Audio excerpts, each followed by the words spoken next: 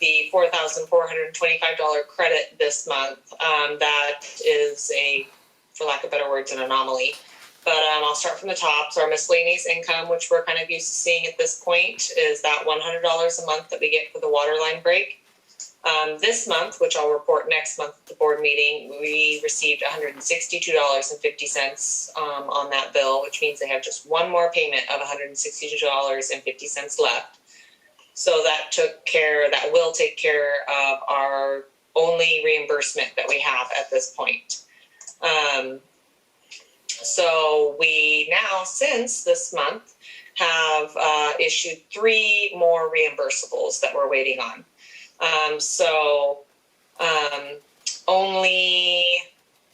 Here, I'll take it from the top here. So we have the 100 miscellaneous income reimbursable, the interest income, the $90.30. That's from our bank fees as usual. Our user fees that are about $38,000. That's a little above average, so that's really nice. Then down to our sewer maintenance, we only had 1,125, and 1,110 of that was strictly just pumping. The other 1,598 approximately was due to locates. That's to the company password, and when people call in, they call 811-DIG, and Bob gets a fax. He goes out and locates. Water maintenance. So back to what I was just talking about. There's approximately a $5,165 credit invoice to a customer who had the Cape Horn water line break. Of that $5,165, only 180 of that was paid by the district in September. So we're going to see the rest of that 5,000, a little under 5,000. We'll see that in next month's financials, because I paid a good majority of that on our invoice approval list, which I had sent you guys. That would be HD Fowler and Jade Enterprises. So those 2 amounts are reimbursable up to about 5,000, Jesse? Yes. So there's a couple of reimbursables on there. The only ones reflected on this treasurer's report for the 4,425, that is just one reimbursable, and that has to do with HD Fowler and how much was that? I don't have the invoice approval list in front of me, but then there's a Jade Enterprise invoice for about $9,800. That one is strictly going to be just Chan's bill.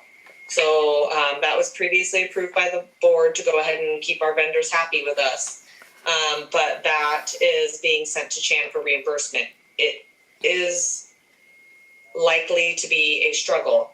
But the first initial letter I sent out to him, I did inform him, hey, this was a cost of yours. The district's going to pay it as good faith. We hope it doesn't get to the point where we need to certify your property, but we are able to do so if that's what it comes to. We like to keep our good relationships with our vendors, and we would like to do the same with our customers. So we hope to see a payment from you, is kind of how I worded that. So we'll see how that pans out for us. We also have another reimbursement, which is going to be to Lakes Highway District for a fire hydrant that they hit. So that's another approximately, I want to say, about 4,000. So we have quite a list of expenditures this month that we're approving, but over 10,000 of that is a reimbursable to the district. Okay. We will get it. We don't know. That's up to the customers, unfortunately. Well, we'll get it one way or the other. Yes. Even if we certify it, which I hope. Yeah, if all else fails, we'll get it during certification period, which I don't get to certify until next July, and then the payment doesn't come in until next December. So we're looking at over a year. And also, Jesse, in really unusual situations, like I think the one we're talking about is, we can turn the water off. Yes, we can. Yeah. So that's something, given the circumstances, we can talk about if we have to, but we don't have to right now. Okay. Would the board like to add that as an agenda item for next month? Well, if it's not paid, I think we need to talk about it. Yeah, okay. If it pays, everything's good. If not, yeah, we need to talk about it. Okay, I will add reimbursables to the agenda. Good. Okay. Was Is one of those the Chan water break? Yep, one is Chan, one is Lakes Highway, and one is, darn, I just said it. The one up on Cape Horn. Cape Horn, yeah.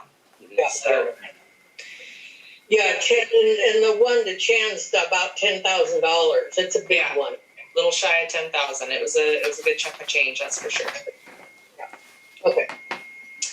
So that's it for my water and sewer maintenance. Do you guys have any questions on that before we move on to the rest of the kind of routine expenses? Okay. Yeah, see, you don't have to go through all the little ones that are the same for, I kind of now I just skip over, vehicle expenses, that's Bob and I's travel, contract laborers, lawn mowing, director fees, self-explanatory, dues and subscriptions, we know. Office this month, toilet paper, paper towels, copy paper, system operator routine, postage and delivery. That's our wonderful new mailing service, which I'm still super happy with. Okay. Then if we could get anything to respond. Can I ask a question regarding letters that go out? Are we having field approve them, like that letter just you sent to? I have not in the past had them approved by a lawyer, but if the board would like me to do that, I definitely could. Well, I just thought, Chan, I think we should have field at least look at it. Well, we're going to deal with it next month, and if we have to, we certainly will. Yeah, we haven't written to him.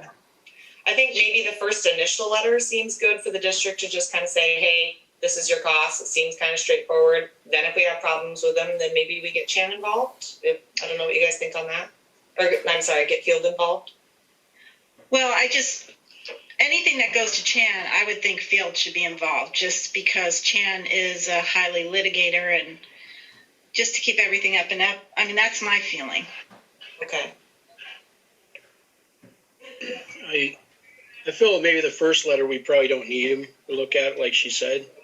Yeah, I don't want to pay legal fees on something really routine, but I agree. If it's like our next, whatever action we take with Chan after the initial notification, I agree. We need to involve our attorney.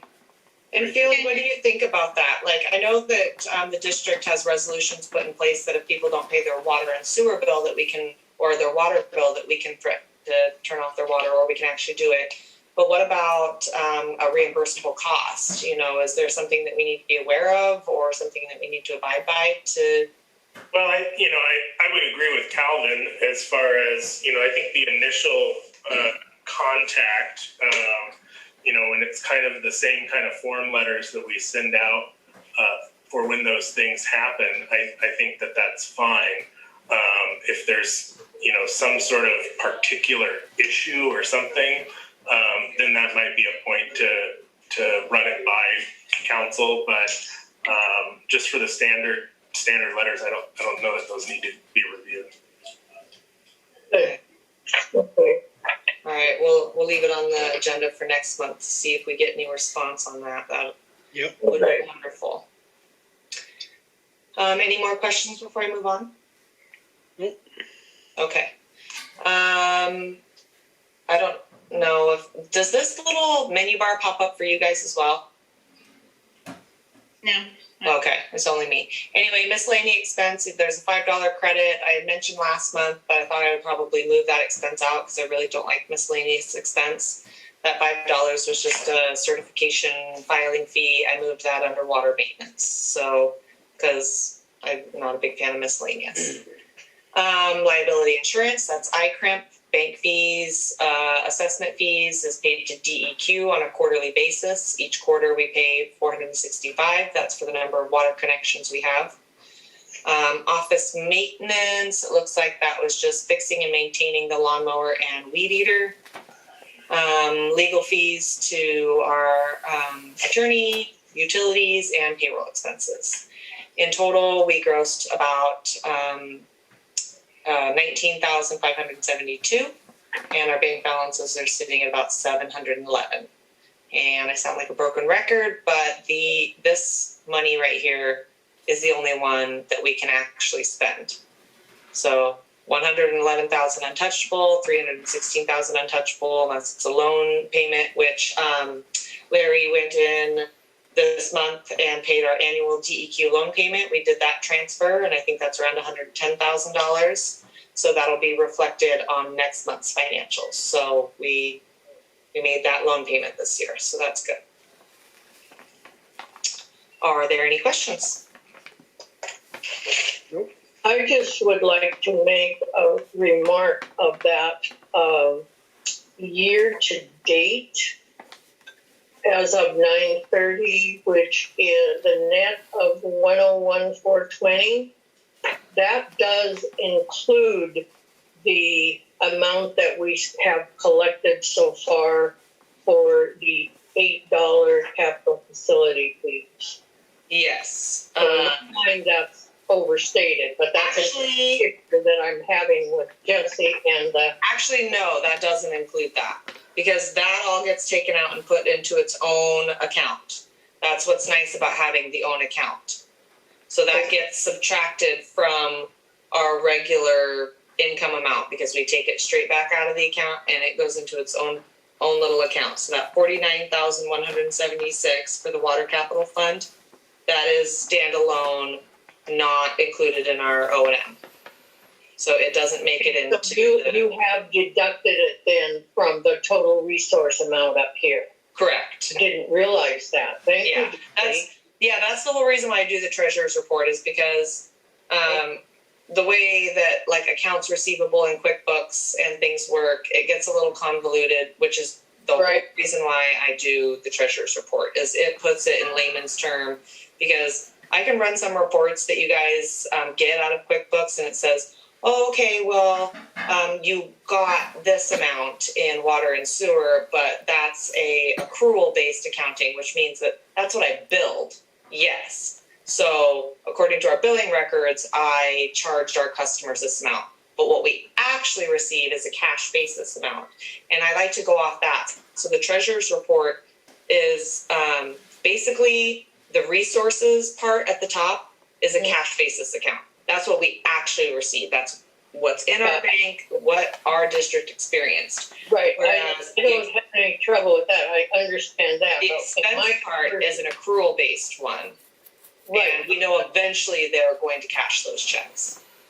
Well, right, and the accrual base, the only thing different should be the prepaid and delinquencies. But in my discussions with Mary, she was not clear that the 49, that we have in the water cap right now, that was being taken out of the O&M. That makes a big difference to me. It isn't being, it's not necessarily being taken out of the O&M on some of the QuickBooks reports. Which is why I'm really not a big fan of QuickBooks reports. The only reason why I provide them to you guys is so that I'm not quote unquote hiding anything. I'm like, the general ledger is our backbone. That is, I know it's a lot of numbers and it's a lot of confusing stuff, but that is our backbone. That is every expense coming in, every expense going out, every income coming in. It's basically my offering to you guys to show this is what I'm doing. So. Just so I understand that